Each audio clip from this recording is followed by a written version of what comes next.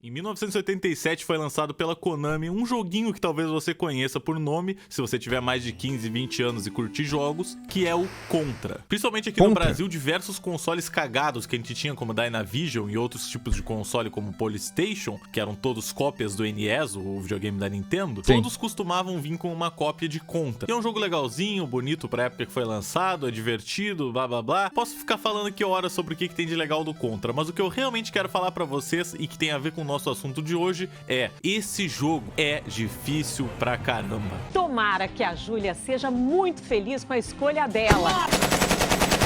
Bem-vindo ao Contra. Tem soldados atirando de tudo que é lado. Cara, se você parar pra jogar esses jogos antigos, hoje em dia, eles realmente são mais difíceis. Sei lá, pelo menos os primeiros Crashes.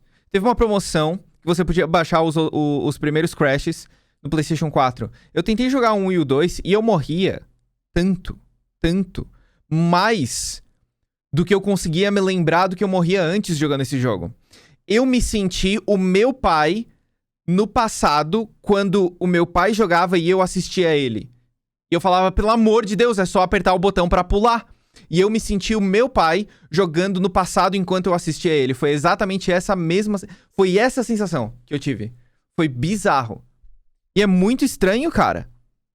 Você tem que focar em diversos tipos de coisas diferentes. O estilo de jogo muda do nada, de uma cena pra outra. Colocando ele do lado de Ninja Gaiden e outros jogos dessa época, você consegue perceber que os jogos difíceis, entre aspas, já existem há muito tempo. Sim. Nas minhas pesquisas eu encontrei que um jogo de NES nos Estados Unidos custava mais ou menos $40. Se você imaginar que naquela época o dólar não era tão alto, ainda assim é um bom preço pra um jogo. É o preço que a gente... Não, $40 é um preço extremamente alto pra aquela época. Extremamente alto. Pense que as coisas não estavam, sei lá, pense que o dinheiro dos Estados Unidos não estava totalmente inflacionado como tá hoje, ou até o real como tá inflacionado hoje, que uma Coca-Cola no colégio, na minha época, sim, custava literalmente R$1. Hoje tá tudo inflacionado, tá tudo fodido. $40 é bastante, é caro pra um jogo, bro. Principalmente naquela época. A gente chega a pagar hoje em dia em jogos atuais. Então, como você fazia um jogo que se parecia com isso aqui? Alien Penis. Vale cada centavo que retiraram do teu bolso. Ou da tua carteira, se tiver carteira. Era impossível tu fazer um jogo que durasse 12 horas de gameplay se não fosse só porque tu demorou muito pra passar dele. E é exatamente isso que eles faziam. Exato. Eles marketavam pra crianças de 10 anos ou até menos jogos super difíceis que os pais compravam pra elas, que elas ficavam tentando ganhar morrendo e morrendo e morrendo e morrendo até que uma hora tu... Durante dias. Dias e dias. Tinha jogos que você literalmente alugava na locadora, passava uma semana e você não conseguia fechar ele. Se tornasse um expert nesse jogo e conseguisse finalmente ganhar ele, fazendo parecer que um jogo de 2 horas, ou às vezes até de 15 minutos de duração, que é o tempo razoável de uma speedrun de Ninja Gaiden. Carai, 12 horas. Ninja Gaiden, né? Speedrun. Cara, 11 horas e 39 minutos é um speedrun desse jogo de 30 anos atrás. Tá bom que eu sei que ninguém aqui vai conseguir fazer um speedrun de Ninja Gaiden assim tão fácil. Parecesse a campanha do GTA 6 de tantas horas que tu colocou nela. E assim tu fazia um jogo se valorizar, pelo tempo que tu demorou pra terminar ele. Mas não eram jogos marketados pra ser só pro público hardcore. Eram jogos que todo mundo... Por que o Will Smith faz isso com ele mesmo? Will, senta aí, a gente precisa fazer uma... A gente precisa fazer uma publicidade aqui pro game. Só olha pra tela e ri. Segura esse negócio aqui. Sim, é um controle. Todo mundo comprava e jogava e gostava na época. Mas o que aconteceu que desde aquela época... Não, essa é uma foto. Essa é uma foto real de alguém jogando videogame.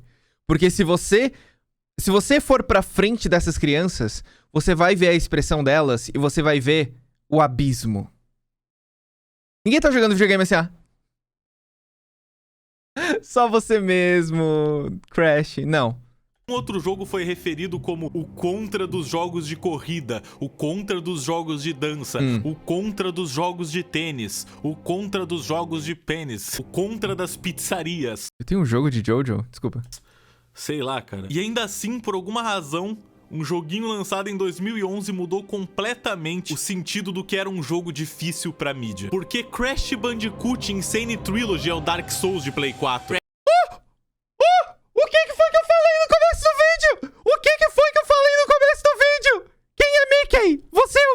Crash Team Racing Nitro Fuel pode ser o Dark Souls dos jogos de kart. Sim, não tem nada a ver com o primeiro Crash, pelo menos não que eu me lembre. Nioh é a cópia de Dark Souls com alma. The Surge é o Dark Souls com robôs. Retrowatch, Severance, Blade of Darkness, o Dark Souls de 2001. O Dark Souls brother. das capas de jogos. A influência de Dark Souls em Avengers Infinity War. Nossa. E o meu pessoalmente favorito, Dirt Rally é basicamente Dark Souls sobre rodas. Vai tomando. Eu não posso... Cara, eu adoro que, tipo assim, ó, jogo difícil virou Dark Souls. Todos os jogos difíceis são Dark Souls. A diferença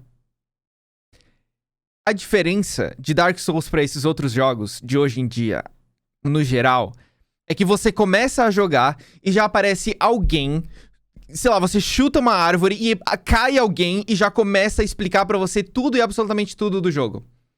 Ah, nossa, tem um buraco aqui no chão. Oh não, o que você vai fazer? Eu sei. Se você apertar X 2 vezes, você dá um salto duplo.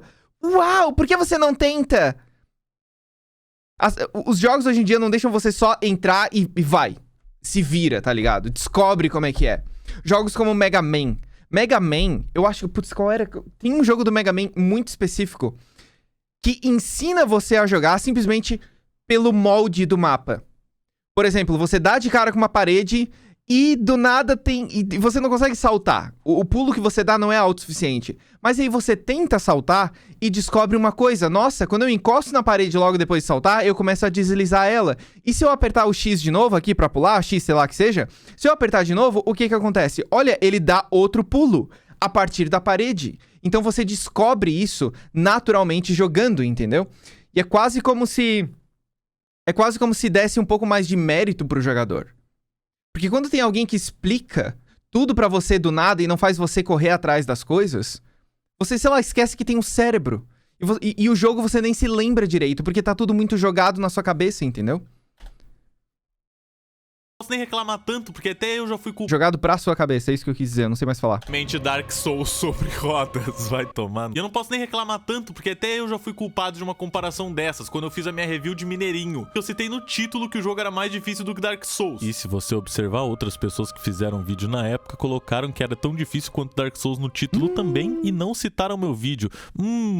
Que suspeito! Mas basicamente até 2017, se o seu jogo era difícil, um jornalista ia lá e ia dizer que era praticamente Dark Souls. Mas Bom o meme. que afinal é Dark Souls? O Dark Souls 1, ou Dark Souls só, foi lançado em 2011. Só que ele não é o primeiro Soulsborne que foi feito pela empresa From Software. O primeiro sendo o Demon Souls, que foi lançado em Pode crer. 2009 para PlayStation 3. Que inclusive, nossa aventura em Demon Souls ainda não parou, viu? Tá aqui. Desde a última live que eu fiz, quando é que foi? Em agosto? Não, em agosto não. Desculpa, dezembro ou janeiro que eu fiz uma... Que eu joguei Demon Souls nessa live. Pelo amor de Deus. Eu matei o quê? 2 boss até agora? Sei lá, mano. Demon Souls era basicamente o Dark Souls 1 com algumas outras mecânicas e um pouquinho mais feio, vamos ser sinceros. Eu não pesquisei muito sobre Demon Souls, eu não joguei muito Demon Souls porque eu não tive a chance ainda direito, porque eu não tenho PlayStation 3, mas eu pretendo aí em algum dia no futuro realmente sentar e tentar jogar um pouquinho pra descobrir as diferenças reais que o jogo tem. Ah, esse vídeo é antigo? Entendi. Entendi. Eu achei que esse vídeo fosse mais atual. Comparação com Dark Souls 1, 2 e 3. Mas eu só falei dele pra explicar pra vocês que essa é uma saga que já existia antes, já existia em 2009. Mas ninguém dizia que o Sandy Jr. Aventura Virtual era o Demon Souls dos jogos de espionagem. Então o que tinha de especial na série Dark Souls em questão que fazia ele parecer ser o jogo mais complexo do mundo? Muito bom. E agora que muitos de vocês não vão concordar comigo, mas a única coisa que fazia Dark Souls parecer mais difícil do que os outros jogos era o hype. Jogos difíceis existem há 1 trilhão de anos. Cara, o Gema Please é muito bom, né? Caralho. Demon Souls é extremamente difícil. Só que a partir do Dark Souls 1 foi quando a série começou a ficar muito conhecida. E quando algo é conhecido, a gente começa a ver pessoas jogando aquele jogo e gravando pra internet. My friend played it and he told me that it was just like the most difficult game he's ever played in his life. A gente começa a ver jornalistas de internet tentando jogar um jogo e não conseguindo passar nem do tutorial, pra então chamar aquele de o Dark Souls dos jogos de Nossa, não é plataforma. possível. Cuphead é um encontro de Shadow of the Colossus com Dark Souls do Bom Dia e companhia. Quem é que... Durval Ramos! Em 20 anos eu não conseguiria escrever um título desse, cara. Como assim, velho?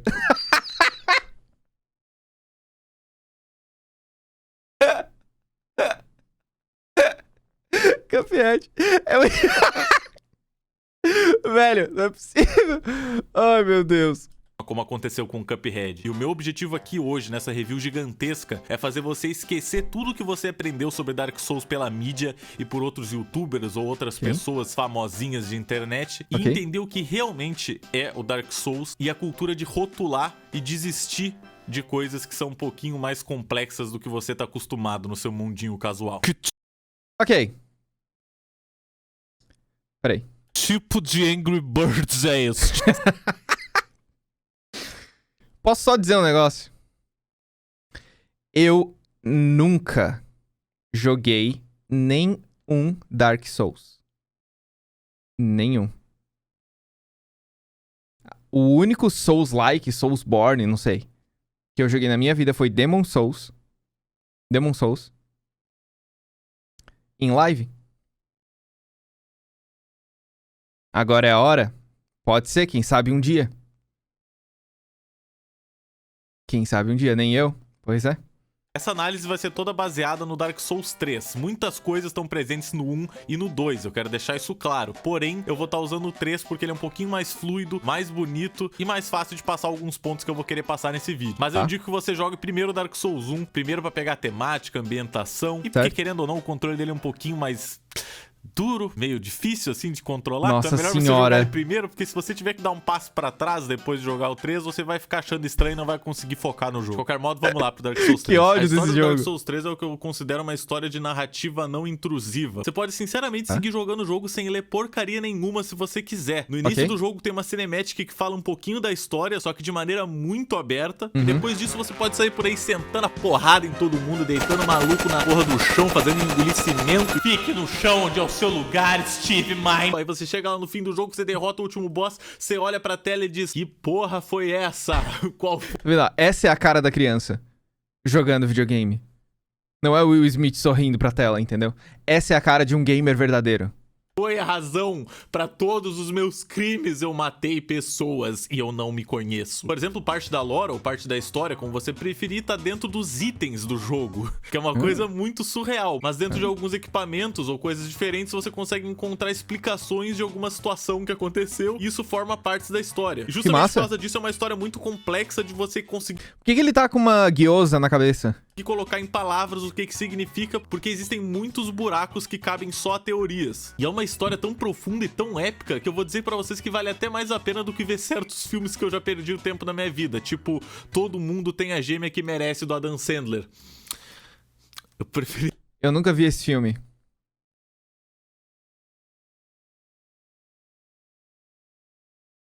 E eu me sinto muito bem com isso. Eu ter visto uns 5 Dark Souls ao invés de ver isso, mas tudo bem. No Dark Souls 3, o nosso objetivo é encontrar os 5 Lords das Cinzas e colocar cada um deles de volta no seu troninho no Santuário do Elo de Fogo. E assim a gente pode ligar ou acender a chama mais uma vez.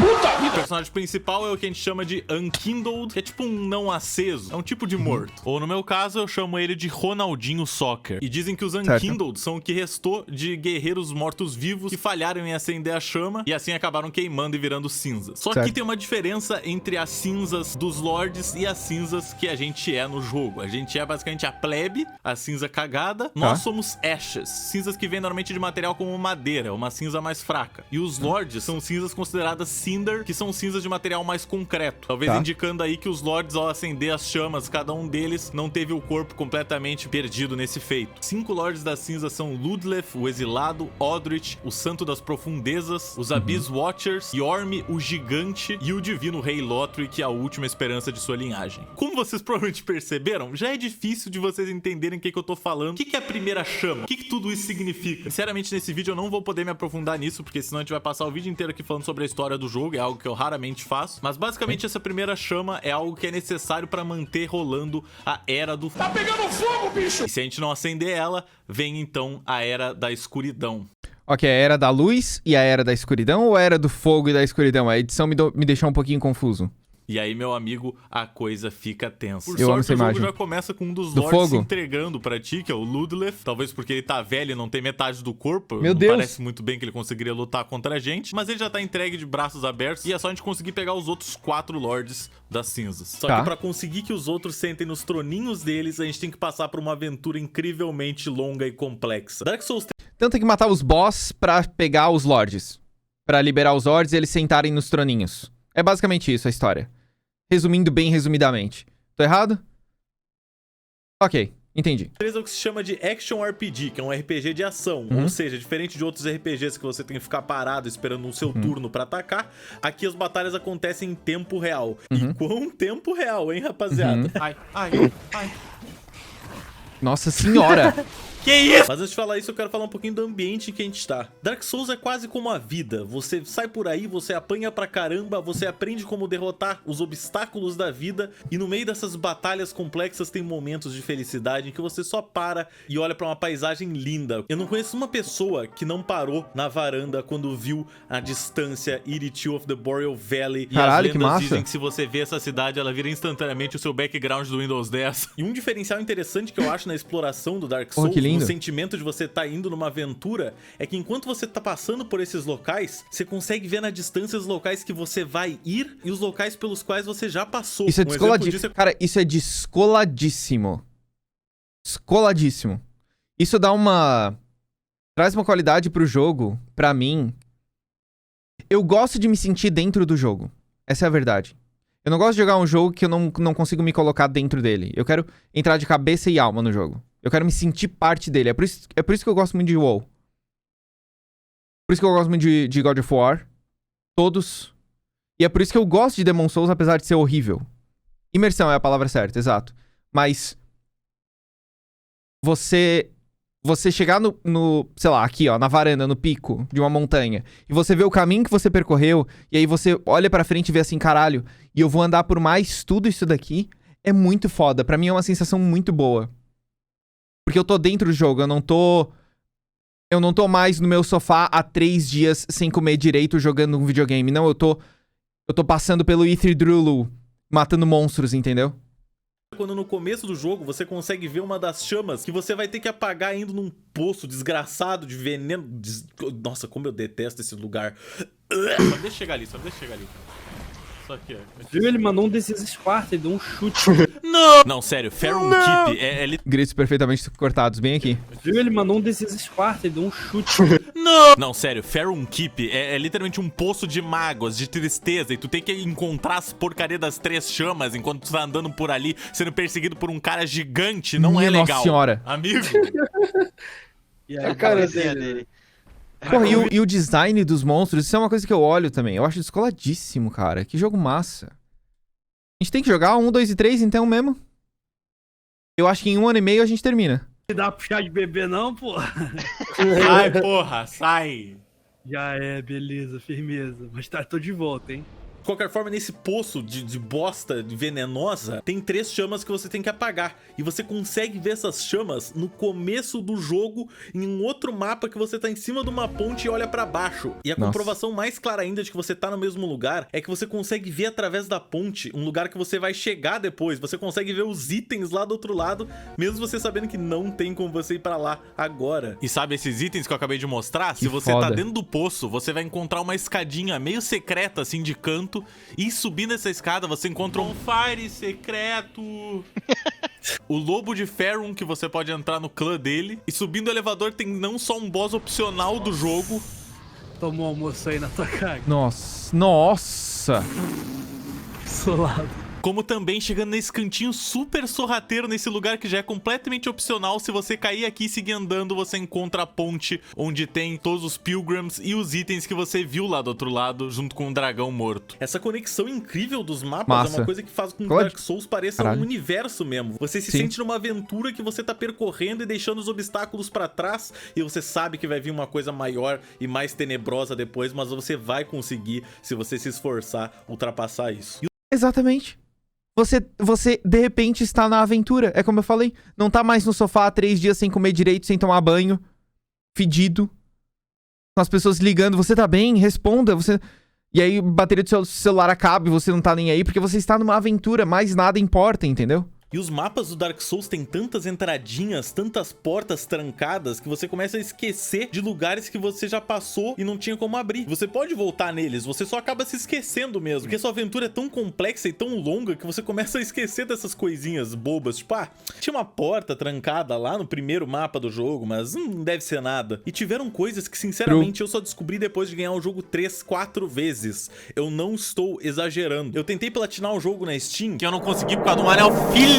Eu tentei platinar o jogo na Steam e pra fazer isso você tinha que pegar todos os anéis e fazer quests, fazer coisas diferentes do jogo. E talvez mesmo que você tenha jogado Dark Souls 3 e tenha ouvido isso sair da minha boca agora, você vai estar impressionado que tem quests no jogo. Sim, Dark Souls 3 tem quests. Okay. Elas não são quests intrusivas como em outros jogos que fica aparecendo a porcaria da quest ali do lado, dizendo você precisa pegar 3 carnes de porco, de 3 porcos do mal, da fazenda de sei lá quem e me trazer de volta para receber uma recompensa em forma de dólares.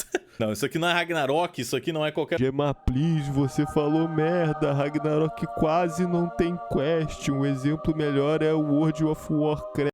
Não fala do WoW. Não fala do WoW.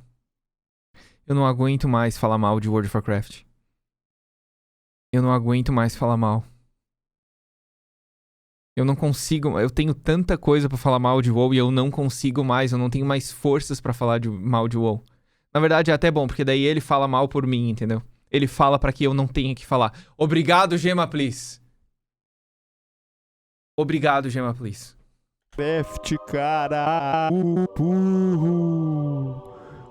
Isso aqui é uma aventura super ampla que eu tive que literalmente ler tutoriais de como achar e fazer as quests. Você sabia que dá pra se casar? No Dark Souls 3 dá pra se casar. Eu vou colocar uma imagem aqui pra você ver a quantidade de coisas que você tem que fazer. E eu já vou deixar claro que se você fizer uma dessas coisas errado, você perder essa jogatina inteira. Você vai ter que fazer outro New Game Plus, que significa ganhar todos os bichos mais difíceis do que eles eram antes, pra poder resetar o jogo. E eles vão ficar mais difíceis ainda. Tudo pra você chegar nessa parte de novo e ter que seguir fazendo essa quest que você nem ao menos sabe exatamente o que você tá fazendo. O jogo não te explica essas coisas, você tem que descobrir tudo por si só, que é uma coisa muito legal, que me lembra muito da época que a gente só... Não queria jogar videogame, ô desgraçado? Vai e joga agora. Ah, morreu? Que não conseguiu fazer a quest? Foda-se. Quebra o CD, compra outro agora.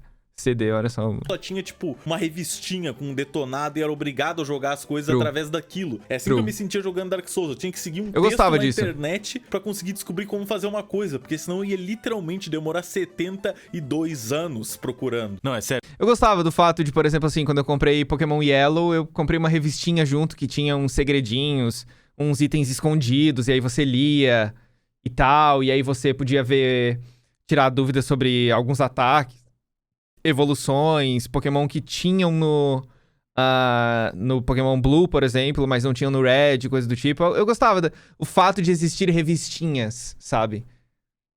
Era uma coisa legal. Eu sei, boomer, eu sei. Mas ainda assim é legal, ok? Tinha uma... Eu não sei. Tinha um sentimento legal nisso. Ao invés de só escrever no Google o lugar, o item ou o boss, e aí vem a resposta completamente pronta, assim, sei lá. Eu acho que, sinceramente, eu acho que é por isso que eu lembro tanto de jogos antigos, mas eu não lembro de tantas coisas de jogos mais novos. Porque tudo é muito jogado pra você. Eu vou dar um exemplo muito específico também, que é... Diablo 2. Diablo 2 faz você lembrar que você tem cérebro. Se você assistir os vídeos das pessoas jogando o beta do Reforged? Não é Reforged. Remaster? Resurrected. De Diablo 2 Resurrected, você vê as pessoas meio perdidas. Tipo, tá, mas pra onde é que eu vou? Não tem uma seta no mapa me mostrando pra onde é que eu tenho que ir.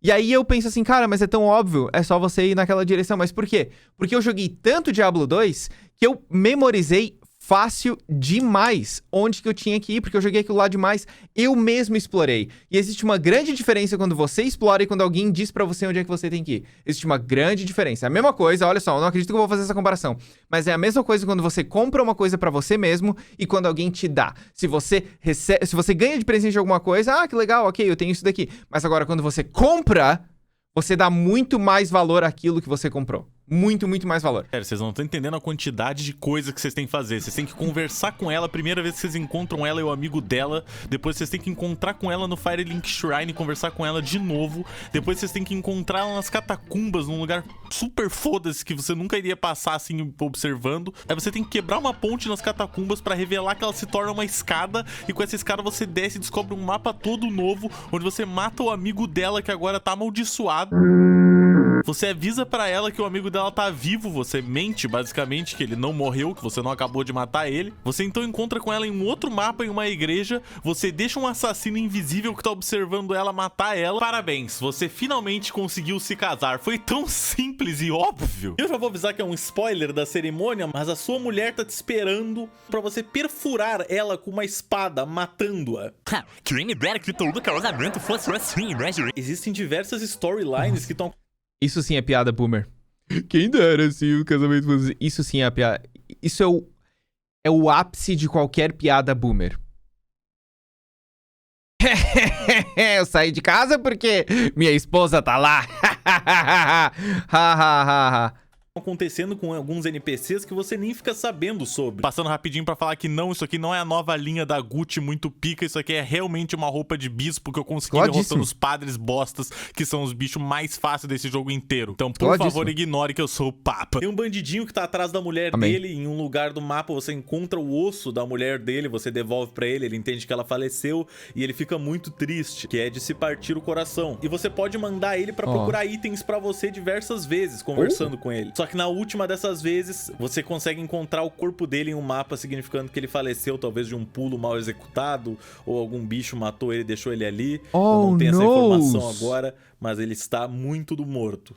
Ele está muito do morto procurando item por nós. Oh, no!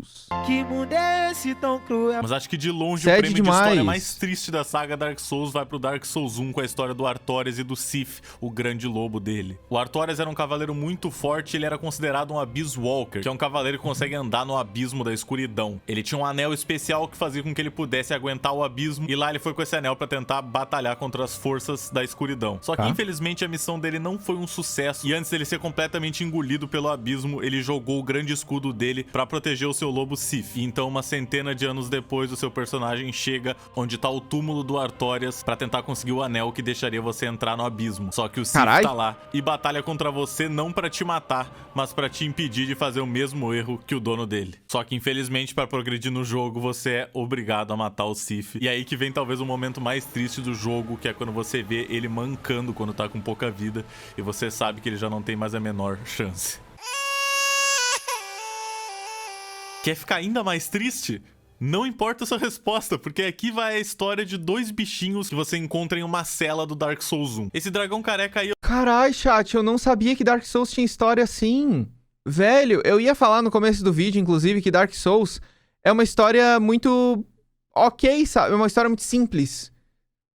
Aliás, não ia falar uma história muito simples, eu ia falar é um jogo muito simples. É um jogo muito simples. Porque você vai... e mata os bichos e vai seguindo. E mata os bosses e deu. Mas não sabia que tinha tanta profundidade assim nas histórias, chat. É o Sif the Scaleless e fora... Peraí, deixa eu voltar. Tá, tem os dois bichinhos na cela, Não importa a sua resposta, porque aqui vai a história de dois bichinhos que você encontra em uma cela do Dark Souls 1. Esse dragão careca aí é o Sif the Scaleless, e fora ser um traidor pra raça dos dragões, ele também é um desgraçado, porque ele fez os capangas dele saírem por aí pegando diversas mulheres do reino pra poder fazer experimentos nelas, que acabaram transformando elas em monstros. E em certas ocasiões, quando você chega nessa cela, elas vão estar hostis. Só que mesmo quando todas estiverem hostis, vão ter sempre duas num canto que nunca vão tentar te atacar. E se você parar do ladinho delas, você vai reparar que elas estão chorando, porque elas ainda têm algum tipo de sentimento que elas tinham antes de serem transformadas. Mas dá pra matar elas?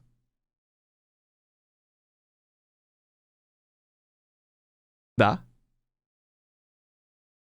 Sim? Quando você mata o bicho, não vem alminha pra ele? Pra você? Eu queria upar. Eu quero upar. Isso aí é 2 bichos. De graça. Que eu não tenho nem que me esforçar. Aliás, inclusive, eu vou estar acabando com o sofrimento delas, chat.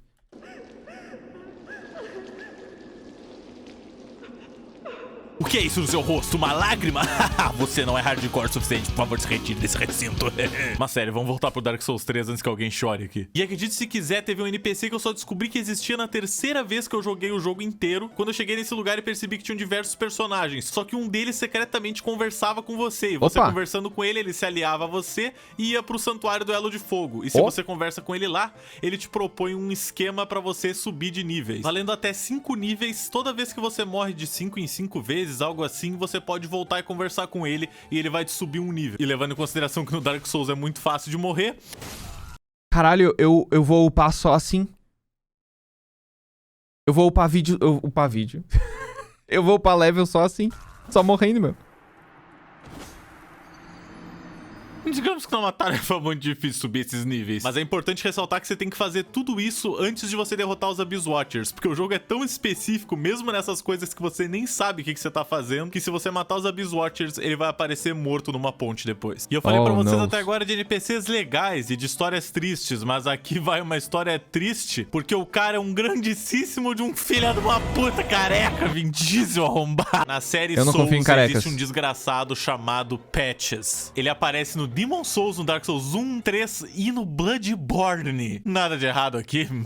Uma aranha com cabeça de careca. Que mundo é? E esse desgraçado é detestado por todo mundo por uma razão muito simples. Ele te trai toda vez que ele pode. Toda vez que tu vê um careca na série Souls, toma cuidado, porque é muito provável que ele vai te passar a perna. No Dark Souls 1, você tá nas catacumbas, lá na maior escuridão, já tá com o cu na mão, você encontra esse cara, você pensa, nossa, legal, um outro NPC pra poder conversar, quem sabe ele vai me ajudar. Aí ele te fala pra chegar na beira e dar uma olhadinha. Não é possível. Quem diria, ele te dá um chute e te mete pra dentro do buraco cheio de monstro bizarro. No Dark Souls 3 você encontra o Cebolão num castelo e ele é um dos personagens mais amados da série. E ele te fala que do outro lado do castelo tem tesouros, e é pra você tentar atravessar uma ponte pra pegar. Só que no que você tá atravessando, a ponte começa a cair pra onde tem os gigantes. Cebolão tira o capacete e ele é careca. Que é o Patches, que e ele é careca. E ele... Ah, não, é o Patches. Roubou a roupa do Cebolão e ainda aprisionou ele num poço, que você tem que salvar ele depois. E quando você volta e fala com ele, ele fica todo na defensiva, pede desculpa, e se você perdoa ele, ele vai pro Santuário do Elo de Fogo. Só que no Santuário, se você tenta entrar numa torre, você sobe até o topo dela, pega o seu item, e quando você volta, ele te trancou dentro da torre e te obriga a se jogar lá de cima. Ele te obriga a se jogar lá de cima. Ou seja, esse cara teve todas as chances do mundo de ser perdoado e ele ainda é um desgraçado. Não merece compaixão, careca, cabeça do meus ovos. E não vai pensando que é só o NPC que é sapeca não, tá? Com paredes que aparentam ser sólidas, mas são iguais ao vidro do carro do Elon Musk. Oh my fucking God. E atravessando essas paredes, normalmente você tem algum outro item, ou você tem outra sala que você pode atravessar outra parede, porque ninguém ia imaginar que dentro de uma sala com uma parede invisível ia ter outra parede invisível. Sim. O caso mais bizarro disso pra mim é no DLC do Dark Souls, que tu quebra uma parede, aí tu pode quebrar outra, e aí tu pode quebrar outra. São 3 paredes secretas seguidas. 3, meu. Nunca ia suspeitar. Mas esse é Dark Souls. A sacanagem dentro da sacanagem. Sim. É o sacanagem-ception. E uma coisa normal na série Dark Souls é os players deixarem mensagens pra ajudar a gameplay dos outros, tipo dicas e outras coisas. Só que muitas vezes você lê uma mensagem que tem uma parede ilusória na sua frente, você tenta acertar ela e nada acontece porque você caiu numa trollagem. Era por isso, então, que no Demon Souls eu olhava as dicas na frente de umas paredes aleatórias e tava escrito parede invisível, e aí eu dava porrada nas paredes e nada acontecia. Mostrando que no Dark Souls você tem que se preocupar não só com a porcaria do jogo te trollando, como os próprios players. É tão divertido. Não, e olha ali, ó. Participar das... Ilusão à frente. Appraisals. É como se dissesse que, tipo... É como se desse um joinha. Resumindo, bem resumido. 1931. Óbvio que você vai confiar, porque 1900... Se eu for comprar alguma coisa no Mercado Livre e tem 1931 avaliações boas dizendo que o produto é show... Eu vou me sentir seguro. Dessa comunidade trolladora que uma mensagem fake tinha 1931 likes. Inclusive, Dark Souls é um dos poucos tipos de jogos que você tem que ver um baú e pensar, nossa, encontrei um segredo, que legal. Aí você vai abrir ele e você é comido vivo por um Mimic, que são nada mais nada menos do que monstros com cabeça de baú. Não tem o que fazer. Você simplesmente morre.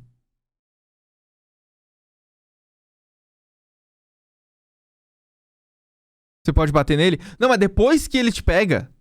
Depois que ele te pega, não tem o que fazer, então. Tu tem que bater no baú antes. E se é isso, você destrói o baú, os itens dentro são destruídos também, caso seja um baú normal? Depende da sua vida? Nossa senhora, cara. Com habilidades muito suspeitas de capoeira. E como o canal já é uma playlist também a cultura, agora vai aí um guia muito simples e prático de como descobrir se uma coisa é um baú ou um Mimic desgraçado. A primeira e mais óbvia dica é você bater no baú antes de abrir ele, que se for um Mimic você vai descobrir da maneira mais rápida possível. Tá, show de bola. O segundo método é prestar muita atenção e ver se o baú tá respirando, que é uma coisa que madeira não costuma fazer. E a terceira é uma rima muito simples. Se a corrente tá pra frente, aí vem merda, gente. E um drop desses big bostas, inclusive, é a própria cabeça de baú, que você pode usar pra ganhar mais almas toda kill de um bicho que você... Que descolado! Caralho! Que foda, quero muito, meu. Você executar. Só que com o detalhe de que você fica perdendo vida o tempo inteiro. Ou Esquece seja, Dark que eu falei. Souls, sempre te dando uma coisa boa e Esquece tirando que eu a falei. em seguida e fazendo você chorar. Aproveitando que a gente tá falando do Mimic, o cenário do Dark Souls 1 e do 3 funciona muito bem por causa do posicionamento de alguns inimigos também. Às vezes você tá passando num lugar que você nem percebe que vai ter uma entradinha do lado. E daquela entradinha vai sair um cara pra te bater e te jogar pra fora de um cenário. Agora a gente sorrateiramente cai aqui. Pula aqui pra baixo no jogo. E você vai ficar puto da vida, mas ao mesmo tempo você vai dizer: caraca, esse jogo é esperto. Porque ele sabia me pegar no momento que eu mais estava desligado. Uma boa colocação.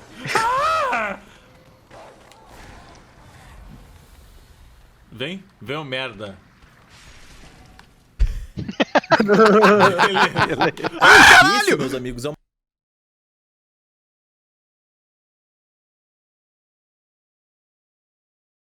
Porra, que susto. o maior ponto do Dark Souls. Você não consegue simplesmente entrar numa sala que nem um insano filho da puta matando todo mundo. Só se você já for profissional. Porque a primeira vez que você entra numa sala fazendo isso, você toma um pau desagradável. Parece o orangotango. Nossa, o cara tá com uma... Aí, ó, O cara tá com um poste. Filha da Ai, puta, tá chama pegando o Obama. E você sai de lá pensando, meu Deus, ano que vem eu volto. Só que o ano que vem, quando tu volta, tu tá preparado dessa vez. Tu já entra com o escudo na mão, tu entra devagar esperando pra chamar só um inimigo por vez pra você conseguir aguentar a porrada deles. Você começa a trabalhar com estratégia. E é por isso que eu considero Dark Souls quase que um jogo de terror, pra ser bem sincero. Exato, e não apareceu ninguém do nada, tipo uma pessoa surgiu do cu. Ei, o que você acha de chamar um inimigo de cada vez? Chegue pra trás, olhe como a porta cabe somente um inimigo. Porra, deixa o cara descobrir, deixa... Eu quero merecer derrotar esse bicho, jogo. Obrigado. Só descer essa escada... Tem aqueles caras lá, mas eles são inofensivos, são os caras que ficam rezando só. Será? Agora é só pegar esse item aqui. Olha só as bombas que eu vou atirar no... Oh, shit.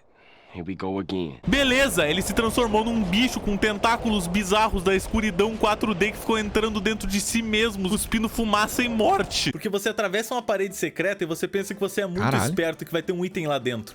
Mas não, tem um inimigo de gelo insano, pronto pra te fatiar em 1000 pedaços. Inclusive, pra quem quer saber um hack de como matar esse bicho muito fácil... Oh... Vixe, kaká. Quando tu encontra ele a primeira vez perto de Faron Keep, é só tu atrair ele aqui pelo caminho dessa escada. Quando ele quer vir e não tá sendo desagradável. Mano, eu acho que ele tá quebrado. Então. Mano. Mano. Foi embora. E aí, mano? Understandable, have a nice day. Mano. Opa, e aí? Opa, e aí? Você sobe o elevador e ele normalmente vai cair no buraco do elevador.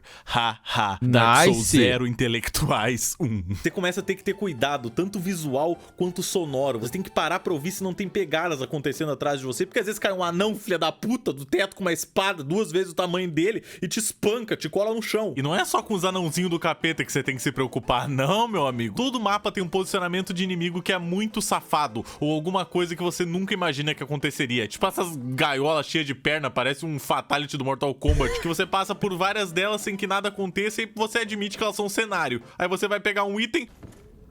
Nossa, não é possível. Ou que tal esse morto-vivo escondido atrás de umas caixinhas, como se fosse aquele seu gato esperando pra te assustar no meio da noite? E tem alguns bichos que, mesmo eles sendo inocentes, eles ainda te assustam no meio da noite, no meio do dia e em qualquer momento que você tem que encarar no olho dele. Acha que ele vai sair desse armário pra te assustar? Puxa vida, como é que eu vou te explicar?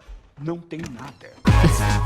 Nossa Um senhora. momento que eu acho que exemplifica muito bem como o jogo esconde as coisas de ti e ainda tenta te pegar em armadilhas sorrateiras é esse momento que tu tá nas catacumbas, você passa por uma ponte toda caindo aos pedaços e se você olhar pra trás você vê um esquadrão, uma porra de uma legião de esqueletos vindo atrás de ti pra te pegar. Só que se você bate na ponte, ela quebra e todos eles morrem de uma só vez. Agora imagina o que acontece quando você não quebra a ponte. E eu, de todas as pessoas do mundo, que sou um dos maiores casuais que já existiu, por mais que eu devesse detestar isso, eu acho incrível esse sentimento de terror que o Dark Souls te coloca. Porque não é um medo causado por achar que vai ter um bichinho assustador nessa sala, hein? Oh my God! É o medo de você falecer. Nossa.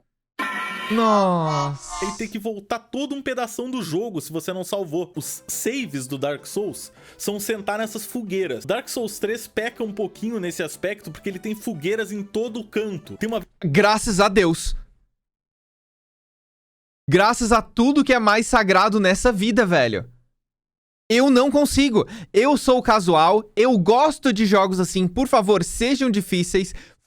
Façam eu merecer o que eu tenho, mas por favor me ajudem também. Só o tico. Só pra que eu não precise voltar tudo, tá ligado? Não precisa ser punitivo nível Tibia. Dá pra ter uns saves aqui e ali, tá? Não me diz o que fazer. Só não faz eu fazer tudo de novo. Faz sentido? Uma vez que chega a ser ridículo, porque tem uma fogueira, você abre uma porta e tem outra fogueira. Do outro lado da porta tem outra fogueira. Não tem por que ter duas fogueiras, mas tudo bem. Enquanto Dark Souls 1, você vai adentrando um universo escuro e mortal, achando uma porcaria de fogueira a cada 1 hora. No Dark Souls 3, você tá andando casualmente e daqui a pouco cai uma fogueira diante do teu rabo. Mas claro que pra você chegar numa fogueira, você tem que jogar um pouquinho aceitavelmente. Sim. Isso já faz com que você tenha que se tornar cada vez mais experiente na série Souls, pra você conseguir chegar tranquilamente num save desse. Até porque se fosse tão fácil assim pegar saves no Dark Souls 3, não ia ter tanta gente reclamando que o jogo é impossível. Vambora! Ai! Vambora! Isso sem falar dos trilhões de atalhos que tu abre no Dark Souls 3. Se você for bom de esquiva, você pode simplesmente...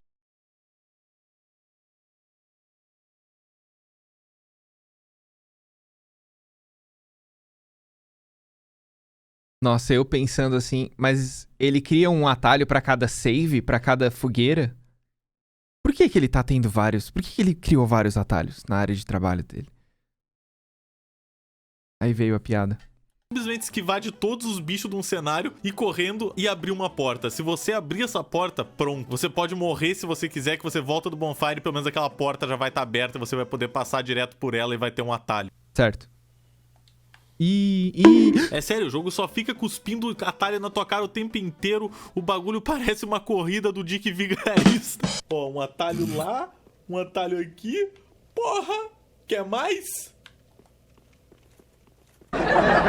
Mas eu realmente não posso dizer que nesse ponto ele é mais difícil do que Dark Souls 1. Um exemplo disso é a batalha final dos dois jogos. As duas se passam nesse cinzeiro gigante que você tá dentro. Isso não é neve, isso são cinzas. Tendo uma fogueira bem no começo desse lugar. Você navega através da terra do pulmão preto. Olha que gear descolado aquele ali. Cinzas, tendo uma fogueira bem... Olha que descolado. Porra, que lindo. Bem no começo desse lugar, você navega através da terra do pulmão preto até chegar no boss. A diferença é, no Dark Souls 3, você só sobe essa montanha até chegar no boss. Ninguém te impede, nada. No Dark Souls 1, você tem uma caminhada que é o triplo do tamanho, com alguns dos inimigos mais difíceis do jogo, te esperando no meio do caminho, que você tem que tentar ignorar. Porque se você tentar entrar numa batalha com ele toda vez que você morrer, você vai ficar insano. E ok, dá pra ver que o caminho tá mais difícil, mas o caminho realmente fica mais difícil se você morre no boss e tem que fazer isso de novo, e de novo, e de novo, e de novo. Enquanto no Dark Souls 3 você só morre no boss, volta do começo do caminho dos fumantes e sobe de novo, sem ninguém te incomodar. E eu vou deixar claro que eu não... Uma pergunta. Demon Souls, se você morre, você fica mais fraco, certo? Se não me engano, tem um head que se chama Fashion Souls descolado. Tá, no Demon Souls, se você morre, você fica mais fraco. No Dark Souls, se você morre, você fica mais fraco também? Só se morrer com o corpo, tô ligado. É que o mundo fica mais difícil, isso. Só no 2, Por isso que dizem que Dark Souls 2 é fácil. Porque você morre e continua fortinho. Mas o Dark Souls é mais difícil que Demon Souls. Nossa, eu tô fudido então. Só fica fraco no 2. Ah! É quando você morre com o corpo, sua tendência escura aumenta e os bichos ficam mais fortes. Ah! Então no 2 você... Ah! Entendi, eu acho. Falaram que ele vai explicar no vídeo, beleza. Eu acho isso um ponto que deixa o jogo difícil. É só um ponto que deixa o jogo meio chato às vezes, porque é realmente uma coisa que você é obrigado a passar. Você tem que estar num dia muito paciente pra conseguir isso, ou você tem que estar com sangue nos olhos pra seguir tentando. E Exatamente. Existe uma diferença entre fácil e chato. Existe uma diferença muito grande. Quando você adiciona punições demais, fica chato. Se o jogo é muito punitivo, é chato. Se ele é difícil, ponto. Ele não é chato, tá ligado? Porque o negócio chato é quando você tem que repetir 30 vezes a mesma coisa por causa de um erro lá na frente. Isso eu acho que fica chato, tá ligado? por isso Fica difícil e é chato, basicamente, é. que a grande maioria das pessoas só risca Dark Souls como um jogo difícil, porque não conseguiu chegar lá com a estratégia necessária pra desviar do cara e ganhar dele de uma só vez. Não, Certo. ele teve que fazer o mesmo caminho 15 vezes, e isso aos poucos vai deixando um ser humano meio louco. Quero aproveitar Com que a gente tá certeza. falando sobre os boss do Dark Souls 1 e Dark Souls 3 pra justamente falar do link que eles têm entre eles. No Dark Souls 1, o boss final é o Gwyn, que é um cara que, por mais que tenha um nome parecido com o da prima do Ben 10, foi o maior lord que já existiu da Terra na Era do Fogo. O cara era responsável por tudo aquilo e todo mundo, o jogo inteiro, fala pra ti que o Gwyn é incrível, que o Gwyn é o dono de tudo, que o Gwyn é forte, que o Gwyn vai te demolir se você der de cara com o Gwyn. Certo. E aí você finalmente chega na batalha final, você olha pra ele e ele é um idoso, alto e cagado. E eu até hoje acho isso uma decisão estranha do Dark Souls, não fazer o boss ser o maior, mais gigante de todos. Mas por um lado eu também acho interessante que eles tiveram a coragem de fazer o boss final, na verdade, ser um dos mais fáceis em comparação com outros boss desse jogo. Gwyn não é o seu boss final que você esperaria. Ele tá velho, ele tá demolido, passaram anos desde que ele foi esse Lord forte. Muita coisa ruim aconteceu com ele, e então ele tá meio fraco mesmo. E você só consegue derrotar ele porque ele de fato não é mais como ele um dia foi. E no Então- Dark Souls Então faz sentido pra história, faz sentido pra lore. Faz sentido. Legal.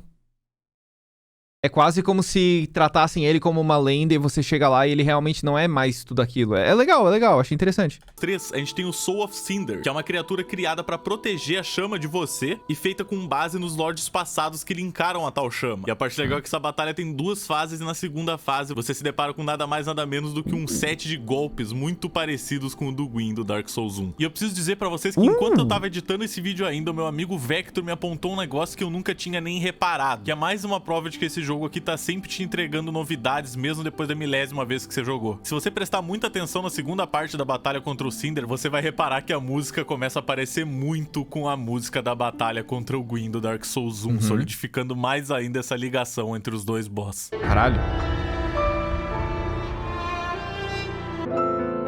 Porra, e é uma música triste, tá ligado? Mas eu falei de tudo isso pra provar pra vocês que o jogo Massa. não se importa em lançar pra vocês uma última batalha que não vai ser tão épica quanto você imaginou o jogo inteiro. É uma batalha contra uma criatura que é mais um obstáculo no seu caminho pra poder linkar ou não a chama. E mesmo assim existem pessoas que pregam até hoje que Dark Souls tinha que ter um controle de dificuldade. E eu acho isso uma das coisas mais estúpidas que já poderiam ter sido ditas na face da Terra. O argumento é que todo mundo deveria poder jogar um jogo. Só que o argumento já tá certo, todo mundo pode jogar um jogo.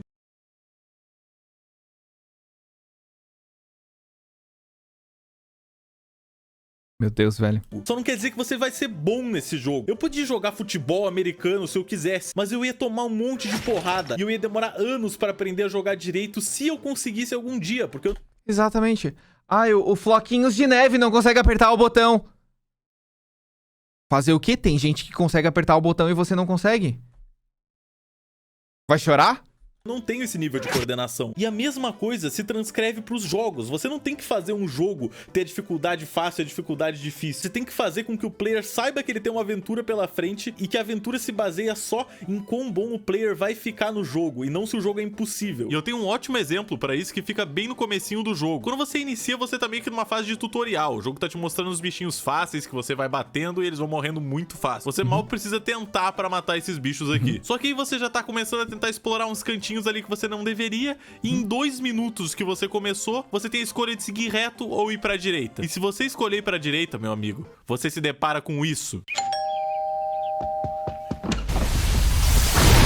É aí que entra o valor de um bom game design, porque você repara que esse bicho é tão, mas tão mais forte do que os outros que não é possível que você tenha que matar ele agora. Você pode matar ele naquele momento, mas só se você já tiver algum conhecimento sobre como funciona o jogo. Então você, como iniciante, coloca o rabo entre as pernas e sai correndo de medo do bicho gigante. Só que... Mano, é isso.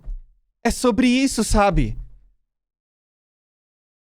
É sobre isso. Não apareceu ninguém dizendo: esse monstro é mais forte que parece. Talvez seja legal você ir por outro caminho. Não. O player é inteligente o bastante pra pensar: acho que eu vou pelo outro caminho porque esse bicho aqui eu não tenho como matar agora. Quem sabe quando eu ficar mais forte, quem sabe quando eu pegar um gear novo, quem sabe quando eu pegar uma arma nova. Aqui, alguns mapas pra frente, você se reencontra com esse bicho em outro lugar. E aí você já tá muito mais forte, você senta a porrada nele. Excelente. E você se sente muito melhor consigo mesmo. Porque você aprendeu a jogar, você melhorou suas habilidades e agora você é capaz de acabar com um obstáculo que você nunca acreditou que conseguiria no começo do jogo. Cara, eu não acredito que o Gemma Please tá me fazendo fã de Dark Souls sem eu nunca nem ter jogado esse jogo. Se o seu jogo não é literalmente impossível, tem pessoas que ganham ele, quer dizer que tá certo já tá bem feito. Você não precisa deixar esse jogo mais fácil. Os players que precisam sentar a bunda deles e tentar, cara, tentar realmente ganhar essa porcaria desse obstáculo. E eu falo isso como uma pessoa que ganhou tanto Dark Souls 1 quanto Dark Souls 3. No Dark Souls 1 eu consegui ganhar de todos os boss, exceto um sem ajuda, porque até hoje é o único boss que eu tenho dificuldade, que são esses dois malditos aqui, que são literalmente uma das coisas mais difíceis que já aconteceu na história dos jogos, a.k.a. o gordo e o magro, a.k.a. Drake e Josh, a.k.a. Kenan e Kel, a.k.a. Leandro Hassum e o... não sei o nome do outro cara. O Leandro Hassum e o Leandro Hassum, tá ligado? Só que em duas versões diferentes. Leandro Hassum gordo, saudades. E essa ajuda que eu me refiro é que você pode pedir ajuda pra outros players que estão jogando. Eles colocam um selo na volta de uma porta de boss, você chama eles e vocês jogam juntos contra aquele boss. Então você pode fazer isso até com amigos seus no Dark Souls 3. Então se você quer um regulador de dificuldade, ou se você tá ficando puto com um boss, esse é um jeito que é legítimo do jogo, que eles colocaram no jogo, de você conseguir passar daquele boss e seguir a sua aventura. Você pode chamar um amigo seu pra jogar com você. Vai fazer o quê com isso aí? Você ganha daquele boss. E acabou, você segue a sua jornada. Tem muitos jogadores de Dark Souls que vai obviamente reclamar disso, e esses jogadores de Dark Souls hardcore pensam que você tem que jogar tudo sozinho e das piores formas possíveis pra você poder se considerar um verdadeiro vencedor. Você ganhou o Dark Souls 1 de olhos fechados? Quero ver você ganhar ele com um bongo do Donkey Kong. Nossa, gatekeeper de jogo. Pior raça. Que eu ia falar? Eu gosto do fato de, tipo assim, você tá jogando um jogo e os seus amigos são o seu buff. São o seu nível de dificuldade. São aqueles que fazem você ficar mais forte. Aqueles que ajudam você a passar de uma determinada parte, boss, fase, sei lá que seja. Por isso que eu gosto de WoW Classic. Por isso que eu gosto de Burning Crusade, no caso. Por isso que eu gosto de TBC. Porque se você faz as coisas com seus amigos, você tem buffs. Eles deixam você mais forte. Os seus amigos deixam você mais forte. É por isso que eu gosto de WoW. É por isso que eu gosto de WoW. É por isso que eu... E definitivamente chamar um amigo seu uma vez pra participar de um boss não vai deixar o jogo inteiro mais fácil. What the fuck are you doing there? Até porque o seu amigo e você ainda tem que chegar até esse boss, que não é necessariamente uma coisa fácil. Exato. Só que como eu já citei antes, o Dark Souls não é um jogo que te dá uma coisa boa sem te dar uma coisa ruim em troca. Então se você tá jogando no modo online pra poder chamar outros fantasmas pra te ajudarem, pode crer que vão ter fantasmas que vão te invadir pra te matar. Grande parte dos mapas do jogo não são tão complexos de você achar o seu caminho quando é a segunda, terceira vez que você tá jogando. Só que da primeira vez, quando você entra no mapa, você às vezes passa até 1 hora perambulando por ele até achar a saída. Então quando você tá quase chegando no fim de um dos mapas mais complexos pra um jogador de primeira instância, e você é invadido por um cara com um nome completamente estúpido. Eu fui invadido pelo Hello There, velho! Que te senta porrada e te joga num buraco, fazendo você perder todas as suas almas e ter que voltar desde a última fogueira.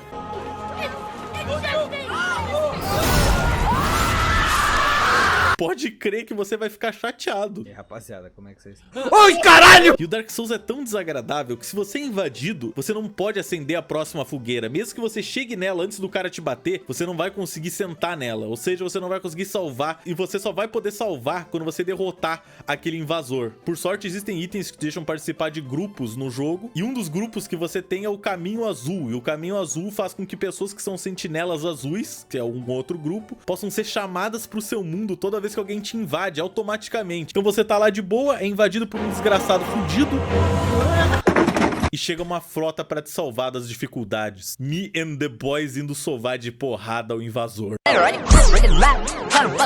Já quero deixar... Tá, olha só. Alguém pode fazer parte do meu grupo? Quando eu for jogar, por favor. Por favor. Vou pensar. Por favor. Eu preciso ser carregado. Às vezes eu preciso ser carregado. Só de vez em quando. Deixar claro que deixar o jogo como offline não te faz ficar salvo de nada, porque o jogo também tem scriptado alguns encontros com invasores que são NPCs, e a grande maioria deles tem uma história por trás que você vai descobrindo aos poucos. Tipo o momento que eu tava andando pelo castelo e do nada fui invadido por um cara chamado Dedo Longo Kirk, o Dark Souls do exame de próstata. Da primeira vez que eu joguei o jogo inteiro, eu só matei esse cara aleatório, achando que ele era um invasor qualquer scriptado pelo jogo pra estar ali naquele exato momento. Mas não era. Só que eu descobri que nesse mapa tem um caminho super secreto e muito chato de passar, inclusive. Nossa. Quando você abre a porta, você encontra uma mulher chamada Rosália. E a Rosália tem diversos guerreiros que são aliados do clã dela. E um deles é ninguém mais, ninguém menos que o Kirk. E depois que você mata ele, o equipamento todo dele aparece nessa sala. E essa mulher desgraçada, mesmo estando escondida numa sala super complicada de chegar, que eu só descobri da segunda vez que eu joguei, pode resetar todos os seus atributos. Então ela é muito útil. É sério, se você completar Dark Souls uma vez, eu recomendo muito que você leia sobre as quests e tente fazer uma outra jogatina tentando completar ela. Porque você vai pra lugares do mapa que você nunca explorou antes. E você fica, que porra é essa? Como eu não vi isso? E Dark Souls é incrível porque ele é um jogo que não tem medo de não te mostrar um cenário inteiro se você não quiser. Por exemplo, no Dark Souls 1 tem uma pintura que você pode entrar. Quando você entra nela, tem um mundo inteiro lá dentro com um boss que você não ia nem imaginar que existe se você tivesse só jogado de cabo a rabo o jogo sem analisar nenhum dos lugares. Caralho, eu acho isso descolado. muito legal. A ideia de fazer um lugar ser secreto, mesmo você tendo colocado milhões de horas de trabalho naquele lugar, Sim. várias pessoas vão passar reto sem nem saberem que aquilo existe. Me lembra... Porra, isso é verdade, né, cara? Isso é muito verdade. O cara passou meses desenvolvendo um negócio que 90% das pessoas não vão ver. Só que isso torna mais especial ainda, porque quando ele vira... Quando alguém conta, cara, encontrei um lugar secreto, todo mundo vai querer ir ver. Eu iria querer ver, pelo menos, se eu sou fã do jogo. Sei lá, eu acho que ele cativou uma... Acho que Dark Souls cativou uma comunidade muito boa, né? Muito fiel. Acho que essa é a palavra certa. Lembra muito do Castlevania Symphony of the Night, que é um dos meus jogos favoritos de todos os tempos, que se você derrota um personagem de um jeito, o jogo acaba ali, na metade do jogo. E se você descobre a verdade que tem um bicho controlando ele, você quebra esse bicho, você revela que você tá recém na metade do jogo e tem um castelo inteiro invertido em cima de você pra você explorar, com praticamente todos os monstros sendo diferentes dos que você já viu. Isso é Shadowlands? As Sylvanas quebrando fucking capacete do Lich King? Então, em termos de exploração, de sentir que você tá cada vez adentrando mais um universo desconhecido, ficar com medo de entrar numa sala porque você não sabe o que vai acontecer, talvez vai cair uma aranha peluda gigante no teto. Senhora. Ou talvez não vai acontecer nada, talvez seja só um canto que não tem absolutamente nada, mas parece muito que vai acontecer alguma coisa. Ou você vai estar quase chegando numa porta e um dragão gigante vai pousar e começar a cuspir fogo em todo mundo. Meu Deus do céu. Quando eu vi o dragão pela primeira vez, eu fiquei apavorado em Demon's Souls. É um jogo que você consegue repetir 4 vezes e eu prometo que vão ter coisas que você não vai ter feito nas outras 3 vezes. Isso pra mim é 100% da diversão do Dark Souls, você explorar esse mapa e saber que a sua curiosidade é tudo que vai te destruir. Porque literalmente diversos dos problemas que o personagem encontra é porque ele resolveu tocar em alguma coisa que ele não deveria. O que é esse monte de madeira aqui? Ih, homem cachorro gigante, gelo! O que será que é essa estátua aqui com lugar pra colocar? Ih, dançarino vento safado absurdo com 2 facas gigantes! O que é esse cálice com uma literal caveira. Não acredito, todo mundo com uma caveira gigante, brother. Acho que vocês já Como entenderam literal o que eu tô falando. caveira. Tem uma coisa muito incrível que eu descobri só na última vez que eu joguei o Dark Souls, porque eu parei pra realmente analisar o que eu tava olhando. O inimigo mais bugado de longe do Dark Souls são esses cachorros zumbi. Alô? Era pra tu tá me mordendo, me machucando. Que se tu tá tentando fazer uma speedrun de um cenário, meu amigo, eles vão te complicar a vida, porque eles conseguem teleportar pra cima de ti. Puta Por muito merda. tempo eu achei que eu tava louco quando eu pensava que eles simplesmente tinham surgido na minha frente quando estavam me perseguindo, mas eu consegui gravar o exato momento em que um cachorro spawnou em cima do meu bonfire. Que isso, cara? E antes de você Caralho. atravessar uma ponte numa floresta, tem um buraquinho que você pode cair. E caindo nele, você encontra uma cadela grávida. Mata! Parece brincadeira. E até onde eu Foi sei, fogo. é o único lugar do jogo que aparece essa cadela grávida. Eles fizeram um modelo de uma cadela grávida inteiro, só pra colocar aqui. Mas a gente não precisa parar aí. E que tal a batalha inteira do Midir? O Midir é um dragão gigantesco que você encontra numa ponte quando você tá passando por ela. E tem duas coisas muito interessantes sobre ele. A Bro. primeira é que parece ser impossível derrotar ele quando ele tá naquela ponte, porque ele fica só espancando tudo e passando um laser explodindo a porcaria da ponte. Só que tem um spotzinho exato que se você ficar paradinho, ele erra todos os ataques e você tem um tempo de ir bater nele e voltar pro lugar. E depois de 5 Caralho. Dá pra exploitar um pouquinho, então? O dragão é descoladíssimo mesmo. Easy. minutos batendo na besta colossal, ele cai machucado. E você pensa que acabou por aí, né? Porque, porra, já é mais segredo do que eu imaginava. Só que seguindo um pouco adiante, você encontra um elevador. E olhando com cuidado, você percebe que tem um buraco na parede enquanto esse elevador tá subindo. Então você pula nesse buraco em movimento no elevador, cai num corredor que se você seguir dá numa sala, e aí você pensa que acabou o caminho, mas não. Você rola contra uma estátua, ela desaparece abrindo o caminho, que Meu você Deus. chega, desce uma escada gigantesca e vai ter um buraco onde você pula e cai por milhões de andares em uma batalha contra um dos bichos mais difíceis do jogo. Aquele dragão? O mesmo dragão?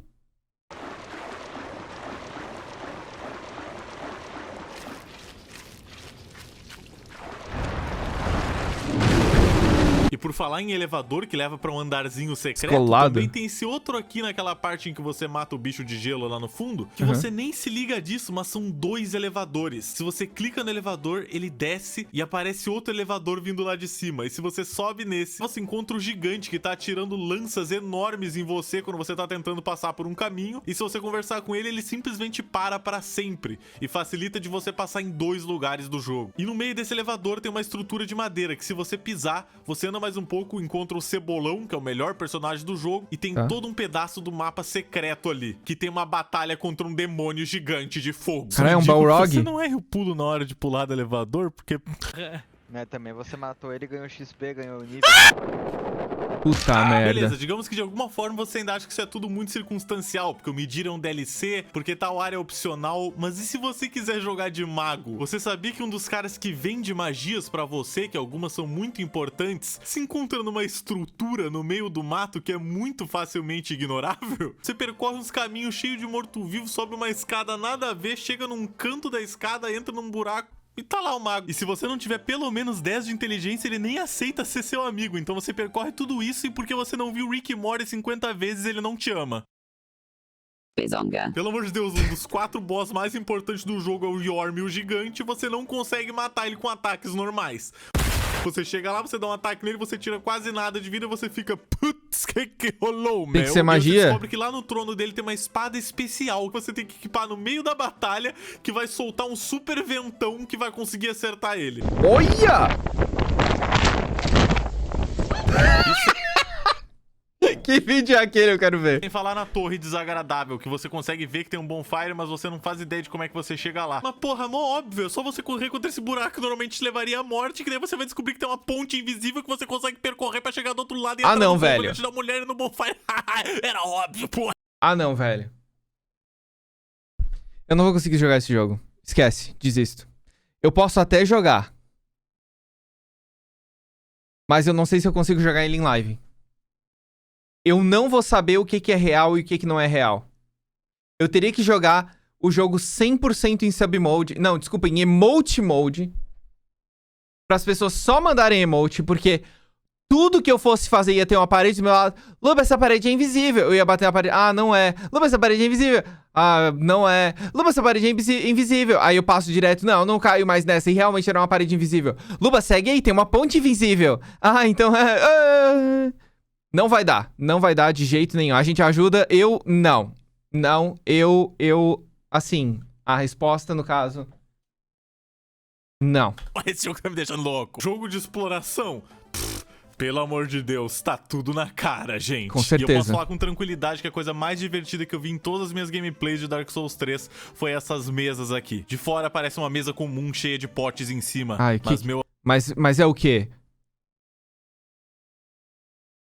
Amigo, se você soubesse a aberração de programação que isso aqui é. Eu vou ter que colocar isso aqui em slow motion pra vocês perceberem, mas se você quebra essa mesa que tem todos os potes em cima, ao invés dos potes caírem normalmente, eles são reposicionados, ou sei lá, se eles não são apagados e recriados todos no mesmo ponto no centro da mesa. E dá pra perceber isso claramente de um frame pro Meu outro, Deus. que eles só piscam e aparecem lá embaixo. E não teria nada de fantástico nisso, se um segundo depois eles não se transformassem numa tripa de potes que estavam todos juntos no mesmo espaço ao mesmo tempo contra a física. Antes de passar pra parte final do vídeo... Ah, tá, porque essa é a parte estranha do jogo. Essa é a parte contra a física do jogo. Essa é a parte que não faz sentido no jogo. Tá bom. Eu quero falar sobre um assunto que é muitíssimo importante na fanbase de Dark Souls, que é o Fashion Souls. Fashion Souls! Fashion Souls, não é o subreddit?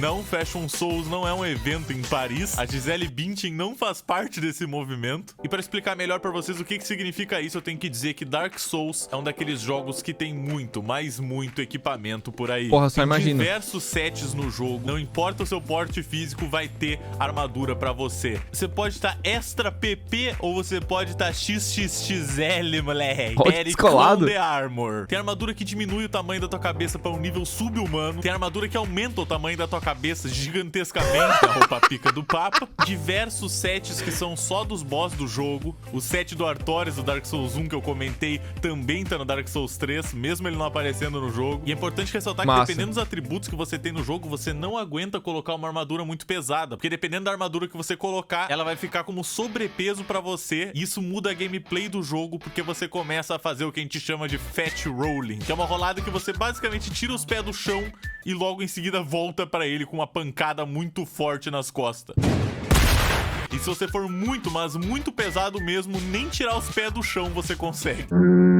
E a partir daí foi criado o Fashion Souls, que era uma ideia de você fazer uma roupa muito bonita e que talvez ao mesmo tempo você consiga usar de preferência, misturando todos os sets do jogo. E hoje, pesquisando pro vídeo, eu descobri que tem até um Reddit só pra Fashion Souls Prepare to Style Edition. Nesse Reddit as pessoas agem como se fossem top models e postam lá os seus maravilhosos sets de toda a série Souls. Mas pra quem se interessa, o meu favorito é pra sempre o Cebolão. E não tem jeito. Mas agora chega de enrolação, chega de gracinha, vamos pra pergunta que não quer calar. Eu acho que Dark Souls 3 é o jogo mais difícil de todos os tempos. Impossível de você ganhar. Óbvio que não. Eu que sou imprestável. Polêmica, hein? Não tem polêmica nenhuma, desculpa, não sabia o que falar. Com calma e jeito, chega-se ao cu de qualquer sujeito. Grande parte dos jogos já consegui ganhar ele. Tá bom, você vai escrever aí nos comentários que foi porque eu ganhei com a ajuda de um amigo em um boss, ou porque etc, etc, etc. Mas eu acredito fielmente que qualquer pessoa que consegue jogar um Mario, que consegue jogar qualquer coisa com um controle ou um teclado e mouse, consegue passar por qualquer adversidade do Dark Souls. Na verdade, já teve gente que conseguiu ganhar o jogo com coisas que não eram nem ao menos um Não é possível! Isso não é real.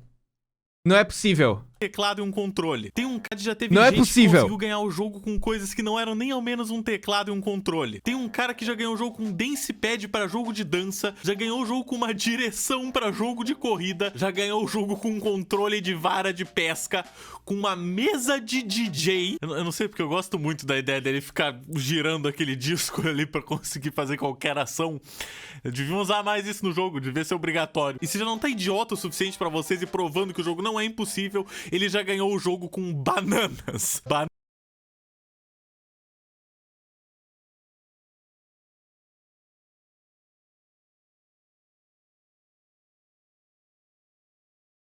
Eu me sinto na obrigação de jogar esse jogo. Eu me sinto na obrigação de fechar esse jogo depois disso aqui. Porque não é possível. Falei no meu último vídeo que eu não tenho checklists na minha vida, pois fechar Dark Souls é um checklist agora. Fez o checklist. Dark Souls e Jump King, que eu não terminei ainda. Bananas conectadas com um cabo que conseguem sentir o movimento e dar um input como um botão. Ele usou isso pra ganhar o Dark Souls. Bananas. Porque diferente do Dark Souls 2, que às vezes tem dificuldade baseada em quantidade, no Dark Souls 1 tinha uma batalha contra 2 gárgulas e era difícil. Então, se a gente colocasse 3? Dinheiro. No Dark Souls 1 e no 3, tudo se baseia em timing e em estratégia. Em latim, estratégia. A estratégia tá pra todo lado nesse jogo, como por exemplo o jeito que eu expliquei pra vocês Certo. conseguirem matar muito facilmente o bicho de gelo, ou o jeito que eu expliquei pra vocês descobrirem facilmente se um baú é um mímico ou não. Tem Certo. diversos outros casos que eu posso usar de exemplo. Qual é mesmo? Se a corrente tá pra frente, o cu vai ardente? Qual é mesmo? Mas é pra frente é ruim, né? Alguma coisa Pouco assim. antes de você entrar no poço desgraçado de veneno, você encontra 2 caras parados numa escada com 2 armas gigantescas. E por mais Certo. que normalmente um jogador comum teria alguma dificuldade de matar eles 2 ao mesmo tempo, escadas existem. É sério, é só você parar nessa escada bem no topo, eles vão ficar insanos e se jogar nesse buraco. Claro. Então, beleza. Óbvio que eu vou fazer essas coisas, tá ligado? E eu não quero ouvir um pio de alguém falando, por que não é? Tá no jogo, eu fiz, ele morreu, eu ali fiz, morreu, passei, GG. E pra você que gosta de lâminas japonesas, por que não começar Dark Souls 3 com o melhor equipamento possível? Do lado de fora do Santuário do Elo de Fogo tem um inimigo que tem uma espada dessas. Só que pra derrotar ele é muito difícil, porque no começo do jogo a gente não tem nem força o suficiente. Então a gente faz o que todo homem honrado faria, não é Derruba mesmo? ele. A gente reza para que ele caia no buraco no meio da batalha. GG. Não dessa vez. Nossa. Mas é isso, Dark Souls é todo feito de técnicas sapecas e estratégias. Uchigatana. Quando um bicho vai te atacar, você puxa o escudo, você dá um parry nele, você pega um bicho por trás quando ele não tá esperando, você afunila os bichos pra uma porta pra eles poderem vir um de cada vez pra te bater. E a coisa mais importante, você rola. Você rola, você rola, você rola, você rola e você rola nesse jogo. Se tem um cara que... Tem que ter um mod que conta quantas vezes você rolou no jogo, alguma coisa assim, sabe? Porque o contador de morte é uma coisa, agora o contador de rolagem deve ser uma coisa surreal. Imagina, você termina o jogo, ok, você rolou 3.637 vezes. tá sujo é esse filho que ele rola na terra, ele rola na lama, ele rola no veneno. Tem que ter um contador de rola, exatamente.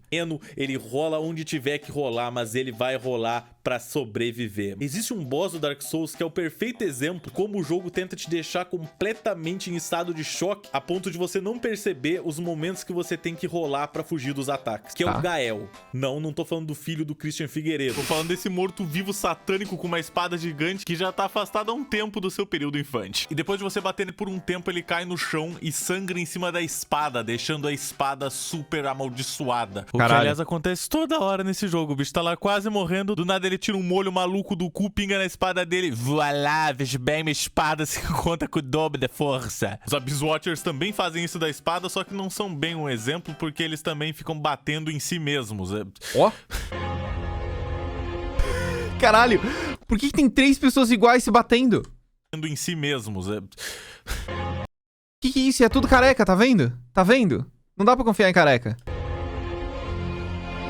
Mas vamos voltar a falar do Gael, porque ele fica tão maluco que em um ponto da batalha chega a chover raios, enquanto uma música épica fica cada vez mais e mais alta no teu ouvido, e ele solta combos que podem ser tanto de só 2 ataques como de 4 ou 5, e você nunca sabe quando que ele vai parar. Só que mesmo assim, mesmo com esse cara insano pulando pra todo lado...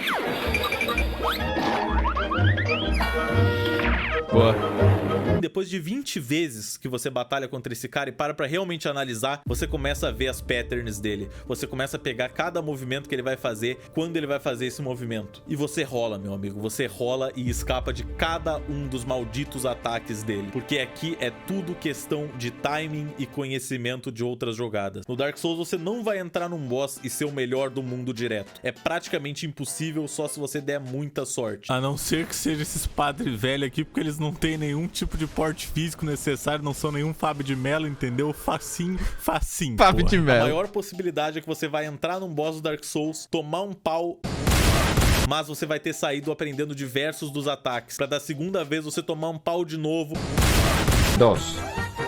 Mas você foi mais longe porque você já sabia os ataques. Até que uma hora você derrota ele e você se sente muito, muito bem. Porque você não desistiu. Você sabia que era difícil. Você sabia que não ia ser fácil passar dele. Mas você conseguiu. E o Dark Souls 3 tem tudo que é tipo de boss. No momento tu tá socando os testículos de uma árvore gigante. No baile do teu... Ela vai explodir meu ovo. Caralho, que dor. Tem uma dançarina gigante, meio fantasma do mal, girando com duas espadas tentando arrancar tua cabeça fora. Inclusive, eu quero aproveitar que eu tô falando dos boss para dar o meu top 3 design de boss do Dark Souls 3, apontados por fato, sim, que eu tô falando dos boss para dar o meu top 3. Top 3 boss Dark Souls 3. Vamos lá, qual é o top 3? 3 design de boss do Dark Souls 3, apontados por fatos científicos baseados completamente na minha opinião falha. Em primeiro, eu já consigo pensar no Príncipe Lothric e no Príncipe Lorien, que eles são os dois juntos como uma coisa só. Príncipe Lorien sendo o mais velho, que é esse grandão aqui que usa espada, que acabou sendo consumido também pela mesma maldição que consumiu o seu irmão, e aí perdeu o uso das pernas direito, então ele meio que se arrasta e ele é mudo. E em cima dele tem o Lothric, que tá sendo carregado por ele, que consegue ainda usar magia, mas que é extremamente fraco. Eu acho um design muito bacana essa ideia dos irmãos se ajudando pra tentar te derrotar. O visual deles fica muito interessante e acaba sendo um design de batalha diferente, porque tu tem que bater neles o suficiente até o Lorien derrubar o Lothric no chão, e aí você pode acertar o Lothric diretamente e tirar bastante vida dele. Escoladíssimo. E eu não sei se eu já comentei isso, mas pelo amor de Deus, a soundtrack dos boss e do Dark Souls todo em geral é épica sempre. Sempre. O segundo é um boss de DLC, que é o Nameless King, que eu não preciso nem dizer nada, né? Ele tá voando numa porcaria de um dragão na primeira fase dele, passa dando rasante, tacando raio em ti, é uma desgraça, é um caos completo. E na segunda fase dele, ele desce do dragão e vai mano a mano contigo. Uma porradaria estrondosa que coloca Zeus no chinelo. Olá, galera do Manual do Churrasqueiro. E por último, mas não menos importante, talvez um dos boss mais difíceis desse jogo. Caralho,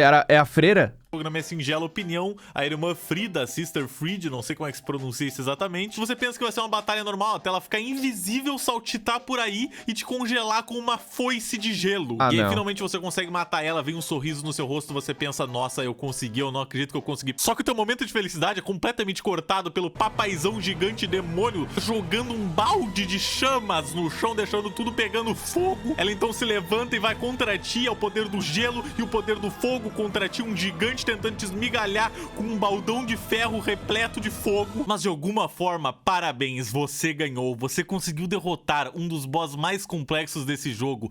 Caramba, que momento você deve estar sentindo dentro de você. Um sorriso. Só que você é interrompido, meu amigo. Você não tem o direito de ficar feliz pela vitória que você acabou de ter. Pois enquanto você está comemorando, atrás de você ela está se levantando. Agora com o poder dos dois unidos, ela vira uma versão da Darth Vader, ela vai pro lado do Sith, ela vai pro lado da escuridão. E assim ela volta mais forte, agora com poder triplicado, quadruplicado, sei lá quantos dados que te faz falar, meu Deus, oh shit, here we go again. E quero deixar uma super menção honrosa pro Champion Gundyr, não só porque a armadura dele é muito maneira, mas porque ele é o primeiro boss que você batalha no jogo, no primeiro cenário de todos, e horas de gameplay depois você acaba entrando numa versão meio em ruínas desse cenário, como se a escuridão tivesse tomado conta daquele lugar, e se você vai até a arena onde você encontrou ele da primeira vez, ele vai estar lá, só que dessa vez muito mais poderoso. Ou seja, mais uma vez o Dark Souls jogando na tua cara que eles sabem fazer um bom game design de uma jornada, porque você percebe que essa sua aventura nada mais é do que um ciclo com uma linha muito tênue entre o passado. Desculpa, cortei o que ele falou. Você percebe que essa sua aventura nada mais é do que um ciclo com uma linha muito tênue entre o passado, o presente e o futuro. O ciclo da Era do Fogo, que diz que toda vez que a primeira chama estiver em apuros, a história da jornada do herói vai se repetir mais uma vez. E quero deixar também uma menção honrosa rapidinha pro Crystal Sage, também conhecido como um boss mais fácil desse jogo, que você chega a dar 3 petelecos na cara e ele volta chorando pra mamãe dele.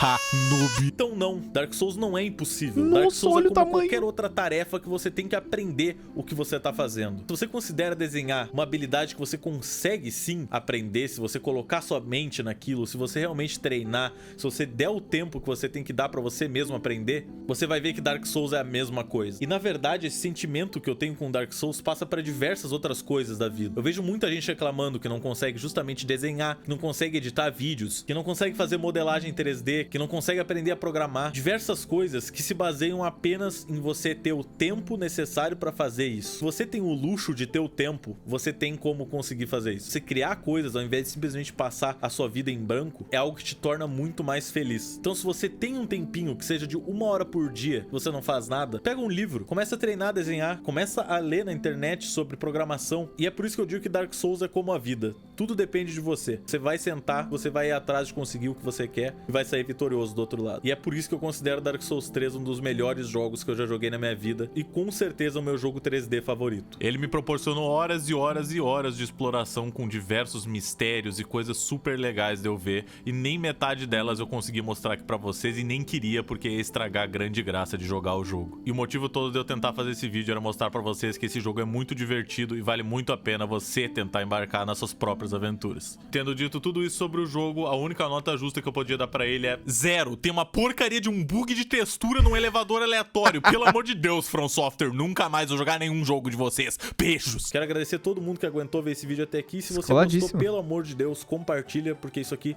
realmente deu muito trabalho. Eu acho que é só você olhar o tamanho desse vídeo que você vai reparar que não foi feito do dia pra noite. Muito obrigado. Com certeza. E até a próxima.